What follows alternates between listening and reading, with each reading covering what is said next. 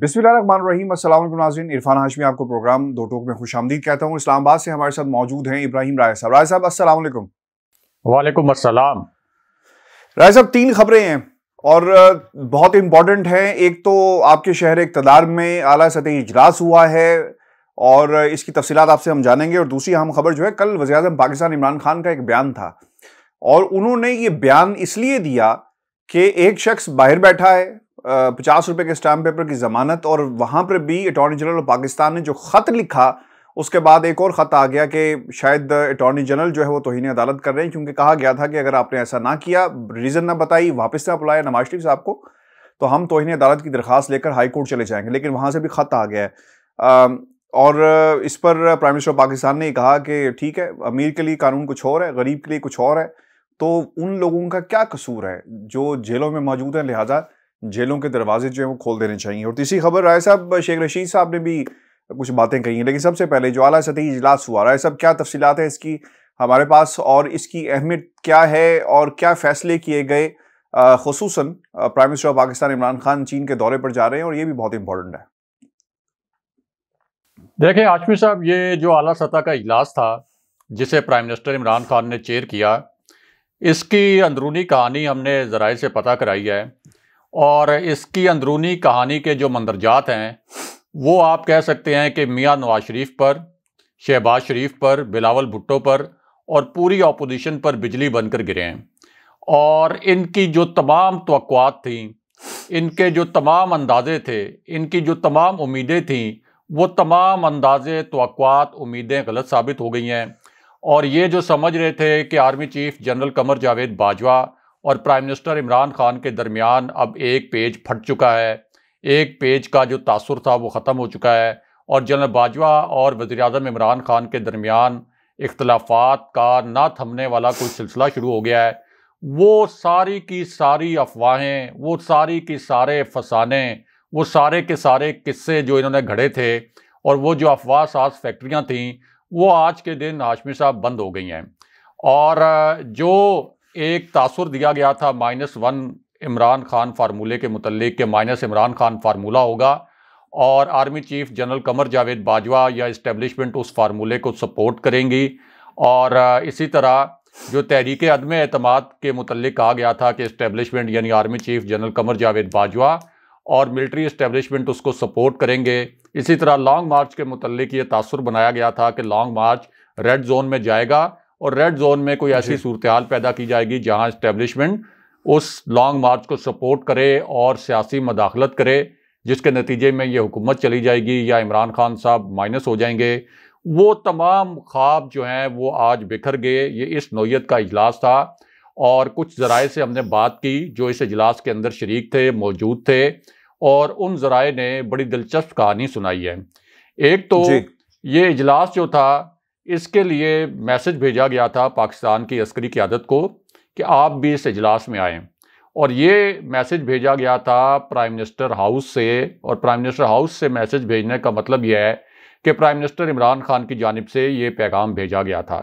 और prime minister Imran Khan के इस पैगाम को बहुत पॉजिटिवली रिस्पॉन्ड किया गया।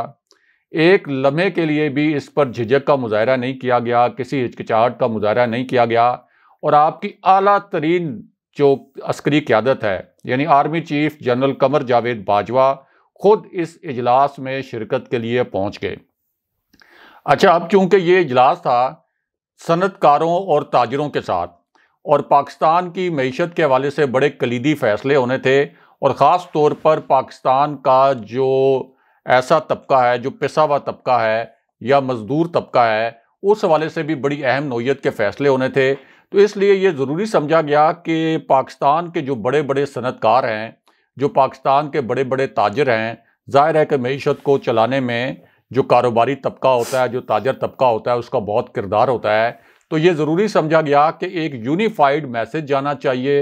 एक मैसेज जाना चाहिए पाकिस्तान की सिविल क़यादत और अस्करी क़यादत की जानिब से कि हम मईशत को चलाने के लिए, मुल्क को आगे बढ़ाने के लिए एक हैं, मुल्क के जो मसाइल हैं उनको हल करने के लिए एक हैं। क्योंकि जब सिविल और मिलिट्री ताल्लुकात में हाशमी साहब इख्तलाफात की खबरें हों तो फिर आपकी स्टॉक एक्सचेंज भी लड़खड़ा जाती है, फिर आपका सरमायाकारी का जो पूरा एक सिस्टम है वो लड़खड़ा जाता है। और अपोजिशन जो है वो इसी वजह से इन खबरों को बहुत बढ़ा चढ़ाकर पेश कर रही थी। बहुत अफवाह साजी की फैक्ट्रियां जो हैं वो अपोजिशन चला रही थी, क्योंकि उनको पता था कि जब ये अफवाहें फैलेंगी तो सरमायाकार भी एक गैर यकीनी सूरत हाल का शिकार हो जाता है। एक बदएतमादी आ जाती है सिस्टम के ऊपर के पता नहीं ये सिस्टम कब कोलैप्स हो जाए। हो सकता है इमरान खान साहब की हुकूमत ख़त्म हो जाए, लॉन्ग मार्च के नतीजे में पता नहीं कैसी अफरा तफरी की सूरत हाल पैदा हो और हमारी सारी इन्वेस्टमेंट डूब जाए। इसी तरह जो स्टॉक एक्सचेंज है उसका इस्तेहकाम आपके सियासी इस्तेहकाम से जुड़ा हुआ होता है, ताकि जो स्टॉक एक्सचेंज में इन्वेस्टमेंट करने वाले लोग हैं उन्हें पता हो कि पॉलिसियों का तसलसल रहेगा, हुकूमत चलती रहेगी, हुकूमत ने जो पॉलिसीज़ दी हैं वो इसी तरह अपने तसलसल के साथ कायम रहेंगी। तो इस पूरी सूरत हाल में army chief general Qamar Javed Bajwa पहुँचे। प्राइम मिनिस्टर इमरान खान की ज़ेर सदारत जो इजलास हो रहा था, और दो बातें कही जनरल बाजवा ने इस इजलास में। एक तो ये मामला था कि प्राइम मिनिस्टर इमरान खान की पूरी कोशिश थी कि जो पाकिस्तान का गरीब तबका है, जो मजदूर तबका है, उसको रिलीफ दिया जाए। इससे पहले उन्होंने एक कॉल भी दी थी जो बड़ी बड़ी कंपनीज हैं पाकिस्तान के अंदर, उनको ये कॉल दी थी कि आप अपने मुलाजमीन की तनख्वाहें बढ़ाएं, ख़ास तौर पर जो छोटे मुलाजमीन हैं, छोटे ग्रेड्स में जो काम करते हैं, जिनकी तनख्वाहें 25-25, 30-30 हज़ार रुपये हैं, उनकी तनख्वाहें बढ़ाएं। तो जनरल बाजवा और प्राइम मिनिस्टर इमरान खान एक टेबल पर बैठे, ताजिर और जो सनतकार थे वो एक टेबल पर बैठे, जो पाकिस्तान की मईशत के स्टेक होल्डर्स हैं वो एक टेबल पर बैठे, और एक फ़ैसला तो फिर ये किया गया कि जो कम से कम माहाना उजरत इन कंपनियों में मज़दूरों को मिलती है उसमें बढ़ाने पर इत्तफाक कर लिया गया उसको। और जो सनतकार और ताजिर हैं उन्होंने कहा कि बिल्कुल ठीक है, हम प्राइम मिनिस्टर इमरान खान की कॉल पर हम अपने जो मज़दूर हैं उनकी जो कम से कम माहाना उजरत है उसको बढ़ाएंगे। और जाहिर है कि ये एक बहुत बड़ी खबर थी। पाकिस्तान का जो पिसा हुआ तबका है या जो निचला तबका है, प्राइम मिनिस्टर इमरान खान जो एक एहसास प्रोग्राम बड़ी कामयाबी से चला रहे हैं, जिसकी इंटरनेशनल लेवल पर एक एक्नॉलेजमेंट है। और सानिया निश्तर को तो आपको पता होगा, और हमारे कुछ व्यूअर्स को पता होगा, जिनको नहीं पता उनको दोबारा बता देते हैं कि BBC ने 100 सबसे बाअसर ख़वातीन में शामिल किया था। इतना इफेक्टिवली वो प्रोग्राम चला और इंटरनेशनल लेवल पर कहा गया कि बड़ा शफाफ तरीके से इसमें पाकिस्तान का जो गरीब तबका है उसको रिलीफ मिला। ये पाकिस्तान की तारीख का सबसे इफेक्टिव प्रोग्राम साबित हुआ है, ये एहसास प्रोग्राम, जिसकी आलमी सतह पर गूंज है। तो एक उस प्रोग्राम को सप्लीमेंट करने के लिए ये फैसला भी हुआ कि अब जो प्राइवेट कंपनीज हैं, जो फैक्ट्रीज हैं जहां मजदूर तबका काम करता है, तो उनकी माहाना उजरत बढ़ाई जाएगी। दूसरा, जनरल बाजवा चूंकि मौजूद थे तो सनतकारों और ताजरों ने उनसे कुछ सवालात भी किए, और इस तरह का जब मौका होता है तो सनतकार और ताजर जो है वो फिर मुल्क का सियासी इस्तेहकाम चेक करने के लिए ज़रा पल्स भी चेक कर लेते हैं कि ज़रा हम देखें अस्करी क़यादत क्या सोच रही है इस हुकूमत के मुतल्लिक, ये हुकूमत रहेगी नहीं रहेगी, कहीं हमारा सरमाया हम कहीं इन्वेस्ट कर दें तो डूब तो नहीं जाएगा। तो उन्होंने कुछ सवालात किए army chief general Qamar Javed Bajwa से। Army chief general Qamar Javed Bajwa ने कहा कि हम हुकूमत की हर पॉलिसी में हुकूमत के साथ खड़े हैं मुकम्मल तौर पर, क्योंकि जाहिर है कि कोई भी हुकूमत जब कोई पॉलिसी बनाती है तो वो मुल्क के मफाद के लिए बनाती है, रियासत के मफाद के लिए बनाती है, और मईशत को आगे बढ़ाने के लिए जो काम प्राइम मिनिस्टर इमरान खान कर रहे हैं, जो ये हुकूमत कर रही है, हम बतौर इदारा हर उस पॉलिसी के पीछे खड़े हैं, पूरा हुकूमत का साथ देंगे मईशत के चैलेंजेस से निपटने के लिए। जो ताजर बरादरी और सनतकारों के तहफ़्फ़ुज़ात हैं, उन तहफ़्फ़ुज़ात को ख़त्म करने के हवाले से, निचली सतह से गुर्बत के ख़ात्मे के जो प्रोग्राम चलाए जा रहे हैं हुकूमत की जानिब से, उस हवाले से भी, और एक ऐसा इन्वायरमेंट हुकूमत को और इस रियासत को देने के हवाले से भी जहाँ एक सिक्योरिटी का इन्वायरमेंट हो, क्योंकि ज़ाहिर है कि मईशत के लिए सिक्योरिटी का इन्वायरमेंट भी बहुत ज़रूरी होता है कि आपका माशी इस्तेहकाम सिक्योरिटी इन्वायरमेंट से जुड़ा हुआ होता है। तो जनरल बाजवा ने ये बातें ऑन रिकॉर्ड कहीं, और कुछ सनतकार जो कि इस इजलास में शरीक थे और दो बहुत अहम हुकूमती शख्सियात, उनसे बराह रास्त बात हुई। हाशमी साहब मेरी, पहले तो मैंने उन सनतकारों से रब्ता किया, उन्होंने जब मुझे जनरल बाजवा का ये फ़िक्रा बताया तो मैंने इसको काउंटर चेक किया, क्योंकि हमेशा होता यह है कि आप दो सोर्सेज से ख़बर चेक करते हैं। एक सोर्स से ख़बर आ जाए तो उसको ऑथेंटिक बनाने के लिए आप उस के एक काउंटर चेक भी करते हैं। तो उसके बाद दो हुकूमती शख्सियात से भी मेरी बात हुई कि army chief general Qamar Javed Bajwa के ये फिक्रे जो उनसे मंसूब किए जा रहे हैं क्या दुरुस्त हैं। तो उन्होंने तस्दीक की कि army chief general Qamar Javed Bajwa ने ये अल्फाज बोले, बहुत मस्बत टोन में बोले, और उन्होंने कहा कि हम हुकूमत की हर पॉलिसी के साथ खड़े हैं। और इस तरह जो ताजरों और सनतकारों के तहफ़्फ़ुज़ात थे वो भी प्राइम मिनिस्टर इमरान खान और जनरल बाजवा ने एक टीम बनकर वो तहफ़्फ़ुज़ात भी दूर किए, जो निचले तबके का मसला था वो मसला भी हल किया, और एक बड़ा लाउड एंड क्लियर मैसेज भी दिया कि पाकिस्तान के चैलेंजेस से निपटने के लिए सिविल हुकूमत और पाकिस्तान की जो अस्करी क़यादत है वो एक पेज पर है। और इस तरह शहबाज शरीफ, मियां नवाज शरीफ और जो बाकी पीपल्स पार्टी के रहनुमा भी किसी डील के चक्कर में थे कि एक डील होगी और उस डील के नतीजे में अपने लिए रिलीफ हासिल कर लेंगे या प्राइम मिनिस्टर इमरान खान को माइनस कर देंगे, उनके सारे ख्वाब चकनाचूर हो गए। हाशमी साहब, इसकी बाकायदा इजलास की फुटेज भी जारी हुई है। और इससे पहले एक चाइना का जो प्राइम मिनिस्टर इमरान खान का एक बड़ा हाई प्रोफाइल विजिट है, उसके ऊपर भी प्राइम मिनिस्टर इमरान खान ने बड़ा अहम इजलास शेयर किया। तो बड़ा बिजी स्केड्यूल था प्राइम मिनिस्टर इमरान खान का, लेकिन ख़ास तौर पर ये जो जनरल बाजवा वाला इजलास था जिसमें जनरल बाजवा भी शरीक थे, प्राइम मिनिस्टर उसकी सदारत कर रहे थे, आप ये कह सकते हैं कि ये अफवाहों का तोड़ साबित हुआ है। और अब वो जो बादल छटे हुए थे और वो जो डील का गुब्बारा फुलाया जा रहा था वो बादल भी छट गए हैं और ये डील का गुब्बारा भी मुकम्मल तौर पर फट गया है। सर, दूसरी जो स्टेटमेंट, जो दूसरी हमारी खबर है वो इमरान खान साहब ने इस निज़ाम के हवाले से कही। ये बात पहली दफा नहीं कर रहे राय साहब, मैंने पाकिस्तान की अदालतों को बहुत करीब से देखा, इतने करीब से देखा कि आम आदमी का जो केस होता है ना, उसके लिए सिर्फ जज के सामने जो सुनवाई है उसके लिए तारीख पे तारीख मिलती है। केस शुरू नहीं होता, तारीख मिलेगी कि जज साहब बैठे नहीं हुए, तारीख मिलेगी कि जज साहब उठकर चले गए हैं, तारीख मिलेगी कि जी आज हड़ताल हो गई, तारीख मिलेगी कि आज बार के अंदर कोई तकरीब है या जजेस की कमी की वजह से। ये सारे बहाने आम आदमी के लिए हैं। सजा देने की बारी आए तो जेलों में लोगों को 1 साल नहीं, राय साहब, सारी सारी जिंदगी रखा जाता है। सुप्रीम कोर्ट में ऐसे केसेस भी फाइल हुए जहां पे लोगों को उनकी सारी उम्र गुजर गई इंसाफ के लिए हासिल करने के लिए, लेकिन उम्र गुजर गई, इंसाफ नहीं मिला। फिर सुप्रीम कोर्ट ने उन्हें बाइज्जत बरी कर दिया और लोग वहां पे खड़े होकर रोते रहे कि अब मैं किसके पास जाऊं, खानदान तो मेरा खत्म हो गया, जवानी सारी जेल में कट गई और आपने आज मुझे जो है वो बेगुनाह करार दिया। तो निज़ाम की गलतियां मौजूद हैं। ये सिर्फ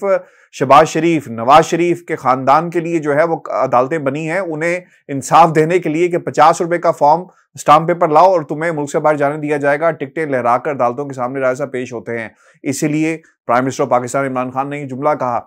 कि जेलों के दरवाजे खोल दिए जाएं, हर मुजरिम को ये हक हासिल है कि वो अपना इलाज बरतानिया के टॉप हॉस्पिटल में करवा सके अगर वो अफोर्ड करता है। जी राय साहब। देखिए हाशमी साहब, ये प्राइम मिनिस्टर इमरान खान ने जो जुमला बोला इसका एक ख़ास पस मंज़र था, एक ख़ास सियाको सबाक था। और वो सियाको सबाक ये था कि मियां नवाज शरीफ का एक कारिंदा उनके लिए कितना ख़तरनाक किस्म का खेल खेल रहा है और उस ख़तरनाक खेल के ज़रिए पाकिस्तान के पूरे कानूनी निज़ाम को और अदालती निज़ाम को अंडरमाइन करने की कोशिश की जा रही है। लेकिन ख़दशा ये है कि पाकिस्तान की अदालतों को जिस तरह से इस खेल के ऊपर रिएक्ट करना चाहिए उस तरह से पाकिस्तान की अदालतें रिएक्ट नहीं करेंगी। और ये जो मियां नवाज शरीफ का कारिंदा है, इसने पहले भी एक ऐसा काम किया था जिस पर प्राइम मिनिस्टर इमरान खान को रद्द अमल देना पड़ा था और प्राइम मिनिस्टर इमरान खान ने बराह रास्त रद्द अमल दिया था। और उस वक्त इसी कारिंदे ने यह खेल खेला था कि लाहौर में एक तकरीब के दौरान, जहां चीफ जस्टिस पाकिस्तान, जो अब साबिक चीफ जस्टिस हो गए हैं, जस्टिस गुलजार अहमद, उनको बुलाया था, इस्लामाबाद हाई कोर्ट के चीफ जस्टिस को भी बुलाया था और इसी तरह दीगर सुप्रीम कोर्ट के जज साहिबान को भी बुलाया था। तो जहां चीफ जस्टिस गुलजार अहमद को बुलाया था वहां मियां नवाज शरीफ को बुलाकर तकरीर करवा दी थी चीफ गेस्ट के तौर पर। और इसी तरह मरियम नवाज ने वहां पर जस्टिस गुलजार अहमद जो चीफ जस्टिस थे उनके खिलाफ नारे भी लगवाए। अब एक तो एहसान मियां नवाज शरीफ पर इस शख्स ने यह किया, एहसन भून ने, और उसके बाद यही जो शख्सियत हैं ये मियां नवाज शरीफ की नाअहली के खात्मे के लिए एक पटिशन लेके चले गए सुप्रीम कोर्ट। अब अगर तो वो ज़ाती हैसियत में कोई पटिशन लेके गए होते तो शायद फिर तो प्राइम मिनिस्टर इमरान खान इस तरह से रिएक्ट ना करते। पहले भी प्राइम मिनिस्टर इमरान खान ने रिएक्ट किया था कि ये कैसा निज़ाम है कि जिस सुप्रीम कोर्ट ने, जिन अदालतों ने मियां नवाज शरीफ को इश्तिहारी और मुजरिम करार दिया, उन्हीं अदालतों के जज साहिबान के साथ बैठा दिया मियां नवाज शरीफ को, यानी जज और मुजरिम एक जगह बैठ गए और जज जो है वो निचले दर्जे पे बैठा, जो मुजरिम था उसको चीफ गेस्ट बना दिया और उससे सदारती खुतबा दिलवाया। और अब प्राइम मिनिस्टर इमरान खान ने दोबारा इसी शख्सियत के एक और ये जो एक्ट था कि मियां नवाज शरीफ की नाअहली के खात्मे के हवाले से, इसके ऊपर रिएक्ट किया है कि सुप्रीम कोर्ट बार के प्लेटफॉर्म से आप ये दरख्वास्त लेके गए हैं। अब सुप्रीम कोर्ट बार के प्लेटफॉर्म से ये दरख्वास्त जाना हाशमी साहब बड़ी अहमियत का हामिल है, क्योंकि जो बार्स हैं इनका बड़ा इन्फ्लुएंस होता है अदालतों के ऊपर। और मैं इस बात को कहने में बिल्कुल नहीं हिचकिचाता कि अदालतें और हमारे जज साहिबान हमारे वकला से और इन बार से और इनकी जो यूनियंस हैं इनसे डरते हैं, इनसे खौफजदा रहते हैं। ये अदालतों पर हमले करते हैं, जज साहिबान पर हमले करते हैं। यहाँ तक कि आपको पता है कि मुल्तान में जो हाई कोर्ट बेंच है वहाँ पर हमला हो गया था, लेकिन इनके खिलाफ कोई कार्रवाई नहीं होती। तो सुप्रीम कोर्ट बार के प्लेटफॉर्म से पटिशन लाने का मकसद ही ये था कि सुप्रीम कोर्ट को दबाव में लाया जाए, सुप्रीम कोर्ट के जज साहिबान को दबाव में लाया जाए और वो इसकी हियरिंग करें और फिर फैसला भी मियां नवाज शरीफ के हक में और सुप्रीम कोर्ट बार की जो पटिशन है उसके हक में दे दें। ये पूरा खेल इसलिए खेला गया था, वरना मियां नवाज शरीफ किसी और के जरिए भी इस किस्म की पटिशन डालने की कोशिश कर सकते थे। लेकिन इसके लिए सुप्रीम कोर्ट बार आपकी जो सबसे आला फोरम अदालती बार में समझा जाता है, उसको किस तरीके से इस्तेमाल किया गया। तो प्राइम मिनिस्टर इमरान खान को पता था कि बीच में खिचड़ी क्या पक रही है, सुप्रीम कोर्ट बार को क्यों इस्तेमाल किया गया। इसलिए प्राइम मिनिस्टर ने कहा कि अगर एक मुजरिम की नाअहली ख़त्म करवाने के लिए सुप्रीम कोर्ट बार का इस्तेमाल किया जा रहा है और ये भी जानते हुए कि ये नाअहली सिर्फ उसी सूरत में ख़त्म हो सकती है जब पार्लियामेंट में 2/3 अक्सरियत से आईनी तरमीम आए, और 2/3 अक्सरियत ज़ाहिर है कि पूरी अपोजिशन के पास भी नहीं है। 2/3 तो एक तरफ, सादा अक्सरियत भी उनके पास मौजूद नहीं है। सादा अक्सरियत के लिए भी उनको 172 का फिगर चाहिए कौमी असम्बली में, जबकि उनके पास तो 158 के करीब फिगर है टोटल। अगर वो सारे हाजिर भी हो जाएं, यानी जिस तरह से अमूमन ऐन मौके पर गायब हो जाते हैं उस तरह गायब ना भी हों, तो इस कॉन्टेक्स्ट में प्राइम मिनिस्टर ने कहा कि अगर मुजरिमों की नाअहलियाँ ख़त्म करनी है, जो कि सुप्रीम कोर्ट ने नाअहलियाँ करार दी, सुप्रीम कोर्ट से नाअहली हुई, और धौंस से ख़त्म करनी है, यानी डरा धमका कर सुप्रीम कोर्ट बार के प्लेटफॉर्म से पटिशन लाकर, तो फिर तो पाकिस्तान की सारी जेलें जो हैं वो खोल देनी चाहिए, सारे मुजरिमों को आज़ाद कर देना चाहिए, सबके लिए कानून बराबर कर देना चाहिए। कि मियां नवाज शरीफ जो जाली रिपोर्ट्स के ऊपर यहाँ से लंदन फरार हुए, उसके बाद रिपोर्ट सबमिट भी नहीं कर रहे, एक मुज़िका खेज से अब रिपोर्ट हुकूमत के दबाव पर, जब हुकूमत ने दबाव डाला तो सबमिट की। तो प्राइम मिनिस्टर इमरान खान ने कहा कि फिर खोलें सारे थाने, सारी जेलें, इनको खोलें, और जो लोग इससे कम नौयत की जराइम में सजाएं काट रहे हैं फिर उनका क्या कसूर है।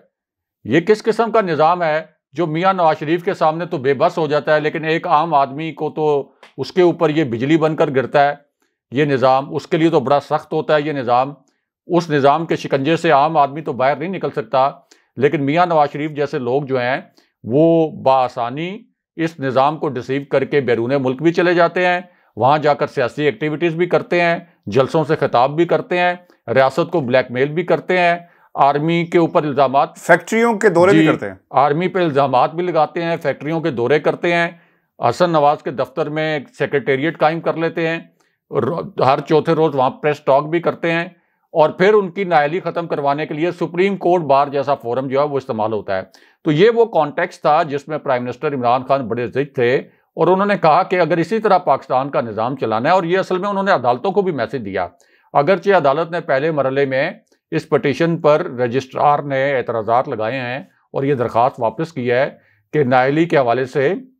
जो नज़रसानी एक आप कह सकते हैं कि अपील दायर की गई थी वो भी रिजेक्ट हो चुकी है, और लार्जर बेंच ने उसको रिजेक्ट किया था, तो इसलिए इस अपील के ऊपर समाअत नहीं हो सकती। लेकिन सुप्रीम कोर्ट बार जो है वो अभी भी कह रही है कि हम एतराज़ात दूर करके दोबारा इस पटिशन को फाइल करेंगे। तो प्राइम मिनिस्टर इमरान खान असल में अदालत को ये पैगाम दे रहे थे कि इस किस्म के जो हथकंडे हैं अदालत को समझने चाहिए, और इस किस्म के हथकंडों के सामने जो हथियार हैं वो नहीं डालने चाहिए, और जिस तरीके से अदालत को ब्लैकमेल करने की कोशिश की जा रही है या उसको दबाव में लाने की कोशिश की जा रही है, उस कॉन्टेक्स्ट में प्राइम मिनिस्टर इमरान खान ने ये अल्फाज इस्तेमाल किए थे कि जेलें भी खोल देनी चाहिए। जी राज़िब, इसमें एक नुकता ये भी रह गया कि नवाज शरीफ साहब पाकिस्तान की किसी अदालत में अपना वकील पेश नहीं कर सकते अनलेस एंड अनटिल वो खुद सरेंडर ना करें। तो आपकी बात भी ठीक है, सुप्रीम कोर्ट बार को ब्लैकमेलिंग जो पर्सपेक्टिव है, मुझे भी कोई यार नहीं कहने में, वो ब्लैकमेलिंग का प्लेटफॉर्म है। बड़े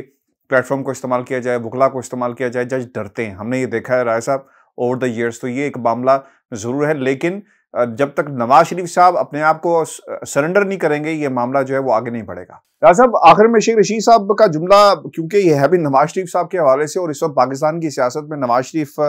रेलिवेंट हो गए जब से मेडिकल रिपोर्ट आई है। बदनसीब इंसान कहा है शेख रशीद साहब ने, जाली रिपोर्ट पर लंदन में क्या चाहते हैं। आपने शायद ये नोट किया राय साहब कि एक रिपोर्ट आई, नून लीग के जितने भी लोग थे, चाहे जावेद लतीफ हो, अयाज सादिक हो, या एहसन इकबाल हो, या राना सनाउल्लाह, वो कहते थे कि नवाज शरीफ साहब बहुत जल्दी आ रहे हैं, तारीखें दे दी गई, मार्च में आएंगे, जनवरी में आएंगे, अक्टूबर में आएंगे। हम इस रिपोर्ट के आने के बाद बिल्कुल पता चल गया कि ये कौन क्यों झूठ बोल रहा था। ये लोग कह रहे थे कि आ जाएंगे, और जो यहाँ पे कहा जा रहा है रिपोर्ट में कि जनाब अस्पताल के करीब रहें, बाहर ना निकलिएगा, चहलकदमी करें, रिस्क होगा पाकिस्तान जाना, तो इसका मतलब ये है कि पॉलिटिकल फ्रंट्स के ऊपर तो झूठे पड़ गए हैं और इन्हें अब मौका नहीं मिलेगा। लोग इनसे सवाल करेंगे कि जनाब डॉक्टर तो कुछ और कह रहा है, और आप जो है वो किस तरह पाकिस्तान आएंगे और तारीखें क्यों दे रहे हैं। देखें, शेख रशीद ने तो आज 3 चैलेंज किए हैं इनको, और शेख रशीद का जो कॉन्फिडेंस था वो ये बता रहा था कि उनको इस्टेब्लिशमेंट की जानिब से खैर की खबर मिली है, और उनको इस्टेब्लिशमेंट की जानिब से कोई यकीन दहानी हुई है कि इस्टेब्लिशमेंट जिस तरह से पहले एक इदारे के तौर पर मुंतखब हुकूमत के पीछे खड़ी थी, वो अब भी खड़ी है और खड़ी रहेगी। इसीलिए शेख रशीद ने यह कहा कि अगर इनमें दम है, अगर इनमें हिम्मत है, इनमें जुर्रत है, तो फिर ये अब तहरीक अदम एतमाद लेके आएँ। तहरीक अदम एतमाद की अफवाहें इन्होंने बहुत फैलाई, अब लेके आएँ तहरीक अदम एतमाद और कामयाब करवा के दिखाएं, क्योंकि ये तो एक ऐसी अपोजिशन है जहां सेनेट में इनकी बर्तरी थी, अददी बर्तरी हासिल थी, लेकिन वहां भी ये उस बिल को नहीं रोक सके जिसके मुतल्लिक ये कहते थे कि इसको हम हर सूरत में रोकेंगे। दूसरा, लॉन्ग मार्च के हवाले से उन्होंने कहा कि पहले बिलावल भुट्टो अपना शौक पूरा कर लें, और by the way Bilawal Bhutto ने भी अब इस लॉन्ग मार्च से पहले ही एतराफ़ शिकस्त कर लिया है, क्योंकि जब उनकी मुलाकात हुई है कुछ सहाफ़ियों से लाहौर में, तो उन्होंने पूछा सहाफ़ियों ने कि आप क्या कॉन्फिडेंट हैं कि आपका लॉन्ग मार्च कामयाब होगा और इस लॉन्ग मार्च के नतीजे में हुकूमत गिर जाएगी। तो बिलावल भुट्टो ने कहा कि नहीं, मुझे यकीन नहीं है, हमें कोई पूरा यकीन नहीं है कि इस लॉन्ग मार्च के नतीजे में हुकूमत गिर जाएगी, ना ही हमें पता है कि कोई लॉन्ग मार्च के नतीजे में इस हुकूमत को कोई ज़्यादा नुकसान होगा, लेकिन हमें बस ये पता है कि इससे हम सियासी तौर पर इस हुकूमत को कमज़ोर कर पाएंगे। यानी एक एतराफ़ शिकस्त है कि वो एक दिन का इवेंट होगा। सियासी तौर पर कमज़ोर करने से क्या मुराद है कि सियासी तौर पर कमज़ोर कर पाएंगे, किस तरह से ये कमज़ोर होगी। तो इस तरह 27 फरवरी का जो लॉन्ग मार्च है वो तो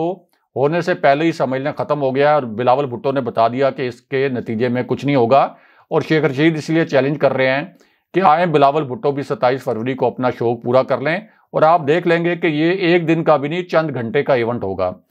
फिर उनको कह रहे हैं पीडीएम को शेख रशीद कि अब जो 23 मार्च वाली है वो तारीख तब्दील ना करें, और इस लॉन्ग मार्च के नतीजे में हुकूमत को हिलाकर दिखाएं, और मियाँ नवाज शरीफ भी अगर वापस आना चाहते हैं तो फ़ौरन वापस आएँ, और जो इनकलाब यहाँ पे लाना चाहते हैं नाम नेहाद, वो इनकलाब लेके आएँ, हम भी यहीं हैं, और मियाँ नवाज शरीफ भी आके दिखाएं यहाँ पे। तो इसका मतलब तो ये है कि शेख रशीद, जिनके मुतल्लिक ये ओपन सीक्रेट है, सब जानते हैं कि इस्टेब्लिशमेंट के बहुत करीब हैं, तो उनको बड़ी पक्की किस्म की यकीन दहानी है कि ये जो अफवाहें फैलाई गई अपोजिशन की जानिब से और अपोजिशन के करीबी हलकों की जानिब से, ये तमाम अफवाहें गलत थीं और बेबुनियाद थीं। दूसरा, शेख रशीद अहमद जो हैं वो प्राइम मिनिस्टर इमरान खान से भी, चूँकि अक्सर ये होता है कि जो इजलास प्राइम मिनिस्टर चेयर करते हैं उस वक्त भी मुलाकात होती है उनकी, यानी इजलास के दौरान भी, और 1-on-1 मुलाकात भी होती है, तो इस तरह एक मैसेंजर के तौर पे भी काम करते हैं वो। Army chief general Qamar Javed Bajwa और प्राइम मिनिस्टर इमरान खान के दरमियान भी अगर ये मुलाकातें तवातुर के साथ ना हो सकें, ज़ाहिर है कि प्राइम मिनिस्टर इमरान खान की अपनी मसरूफियात हैं, जनरल बाजवा की सिक्योरिटी के हवाले से अपनी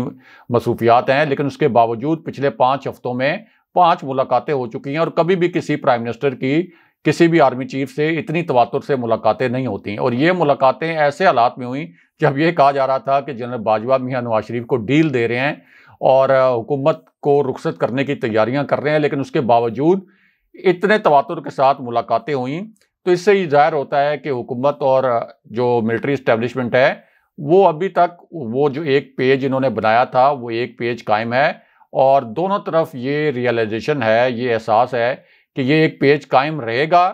तभी